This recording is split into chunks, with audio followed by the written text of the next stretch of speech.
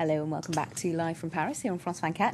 It's time now for a look at today's French newspaper front pages with our press reviewer, Florence Firmino. Hello, Florence. Hi, Lorna. Right, so as we just mentioned before the break, President Nicolas Sarkozy visiting Nice today to commemorate the end of the Algerian War.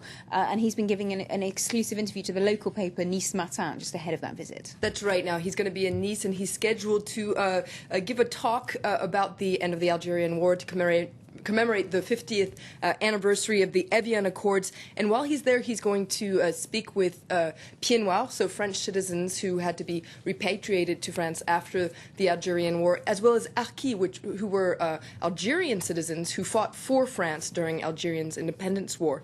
And when he was running for president back in 2007, Nicolas Sarkozy promised to officially recognize France's responsibility in the abandonment and subsequent massacre of the Harkis. But he seems to be coming back on that promise in this interview with Nice Matin.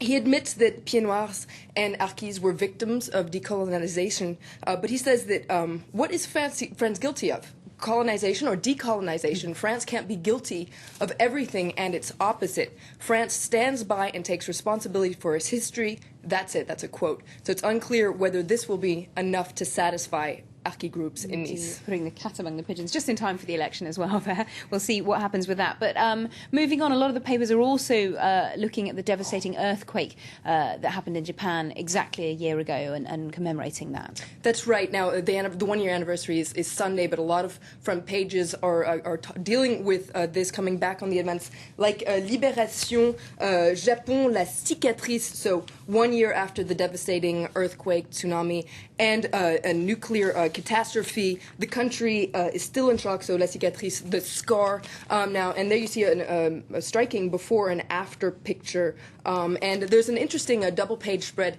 in Libération with other impressive photos. These photos have been taken in January and February in the no man's land around the Fukushima Daiichi power plant. Now, that's a 20-kilometer perimeter where more than 100,000 people were forced to flee, and in these photos, if you go and look, you can see that they're ghost towns, basically. And there's an interesting editorial called Fault Lines, which says that natural disasters expose societies. For instance, Katrina exposed the fact that despite America's riches, a lot of the authorities were wildly unprepared for the floods, whereas Japan's triple tragedy, so the earthquake, the tsunami, and the nuclear catastrophe, revealed Japan's courage and the strength of society. But a year later, fault lines are starting to show, namely the country's opaque political system and a shady economic model that relies on nuclear power. And none of that has been put into question 1 year later. And according to Libération, there's this widening gap between the political class and everyday citizens, and that could spark another tsunami. And it's interesting to note that La Croix, the Catholic newspaper, also has the devastation on their front page. Autour de Fukushima, le vide, so emptiness around Fukushima. Okay, and Les Echos, the business paper, is also focusing on what's going on in Japan. Yes, they're focusing on the country's economic recovery. And it's interesting because they say that despite the destruction and the devastation, Japan's economy is ready to bounce back. Now, according to Les Echos, the country the GDP is expected to grow by 1.7%. That's according to the IMF. And Les Echos also has an interesting article where they compare nuclear programs across the world. So basically countries that are charging ahead with their nuclear programs like the US, France, and China versus countries that are putting on the brakes like Germany and Japan.